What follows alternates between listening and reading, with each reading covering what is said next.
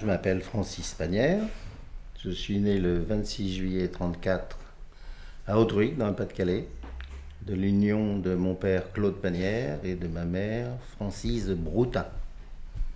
Je n'ai pratiquement pas connu mon grand-père Gabriel Panière, puisque étant né en 1934, lui est décédé en 1939, donc je n'ai vraiment que de très vagues souvenirs.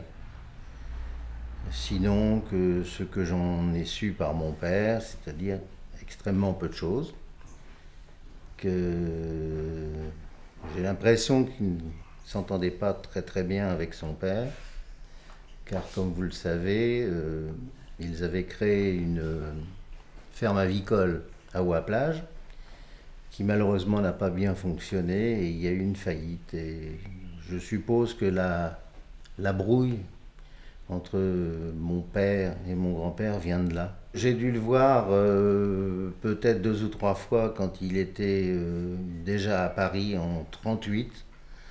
Donc c'était pratiquement à la fin de sa vie. Donc je n'ai pas de vision spéciale, si vous voulez. Je ne me souviens pas de lui, mais mes souvenirs se sont ravivés uniquement quand j'ai trouvé revu les photos que je vous ai transmises en octobre dernier. Moi, je n'avais aucun jugement. On m'avait dit ton grand-père a été architecte. Ben oui. Pour moi, il était architecte, c'est tout. Ça se limitait à ça. Mais jamais, jamais je n'aurais pensé à ce que j'ai vu dans ce livre et dans ce CD. Et ce que je viens de voir là maintenant. Là, c'est fantastique. Je sens quelque chose qui se transforme en moi. J'ai l'impression qu'il est en train de m'habiter et que malgré tout ce qu'on a pu m'en dire, moi je vais m'employer à défendre sa mémoire. Cette joie que je retrouve dans ces vitraux, dans toutes ces moulures, parce que ça ne peut pas être un être maussade qui a fait tout ça. C'est formidable, ça n'exprime que de la joie. Je vais vous dire, je suis né à Audruy. Je ne me considérais pas du tout comme du Nord, puisque je suis parti de... Mes parents habitaient Lille, et nous sommes partis habiter d'abord à Paris, ensuite en Normandie, où je vivais seul avec ma mère, puisque mon père était resté à Paris. Je ne me considérais pas du tout du Nord, et bien souvent je rigolais en disant, moi, la France pour moi, elle s'arrête à Lyon, au-dessus, je ne connais pas. Et tout d'un coup, il m'arrive ça. Je dis, mais oui, mais je suis du Nord. Et je peux vous dire que maintenant, je suis plus que du Nord. Hein. Ça, c'est pas le fait. Je suis allé voir, hein, nous sommes allés voir les Ch'tis. On a rigolé. Je trouve ce film fantastique. Il faut quand même le faire. Et d'ailleurs, fait par deux gens du Nord qui sont des. Enfin, surtout Danny Boone, qui est un Kabyle. C'est extraordinaire. Un Kabyle du Nord. Hein. Kabyle du Nord, très bien.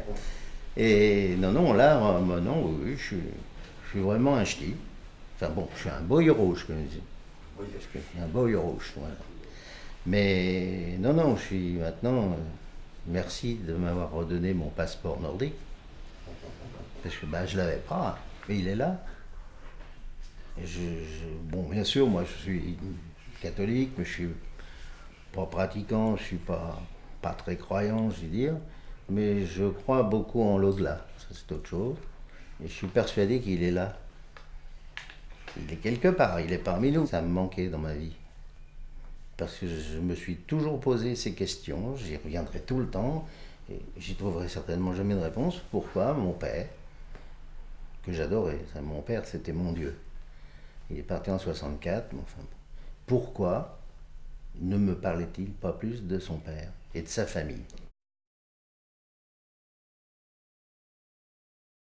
Quand il est arrivé, je me suis dit que c'était un moment que j'allais passer. Il a fallu que la visite se fasse pour que je voie à certains moments ses émotions, quand il est face à certains vitraux, quand il est face à des objets.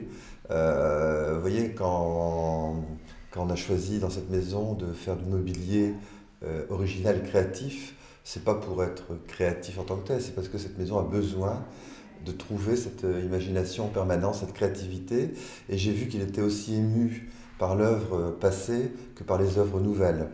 Et je crois que cette maison porte ça. Donc cette visite, c'est cet accompagnement de quelqu'un qui petit à petit s'est senti investi de l'homme, de cet architecte du départ, et ce magnifique métier qu'est l'architecture, de travailler sur des volumes, de mettre des émotions, là où il n'y a que des matériaux et des formes et des espaces. Et c'est la même chose que quand vous voyez un tableau, il y en a qui aiment, d'autres qui n'aiment pas. Quand vous tombez en admiration devant une œuvre, vous êtes dans cette œuvre. Cette maison, c'est pas une maison, c'est une œuvre. Et donc, quand on l'a vue, faut savoir que j'avais, avec mon épouse, on avait une maison panière déjà avant, qui était déjà une maison extraordinaire. Et celle-là, quand je promenais mon chien, je me suis dit, un jour, on l'aura. Ce que me disent certaines personnes quand elles viennent, c'est qu'à la différence de grandes maisons du Nord, qui étaient des maisons très en hauteur, par exemple, avec beaucoup de pièces, où vous aviez à 2 niveaux, 3 niveaux. Cette maison, elle est sur un plan. Bon, il y a un étage, effectivement, mais elle est complètement organisée sur un plan, et avec des espaces qui sont à chaque fois des espaces à vivre. C'est ce qu'on appelle une maison chargée. Elle est chargée de symboles, on a parlé de maçonnique, mais quand vous voyez certains endroits, vous dites, il y a une âme quelque part. On ne peut pas faire autrement. C'est pas imaginable qu'il n'y ait pas une âme quelque part. Des amis nous ont dit, il y a les feng shui par exemple, dans les volumes, la manière dont circulent entre les pièces, nos Asiatiques diraient que c'est feng shui. Donc je ne peux pas imaginer que cet architecte n'ait pas pensé ça. Il ne pensait pas feng shui, mais il pensait une vraie architecture où il est important que les gens trouvent leur place, hein, et puissent vivre.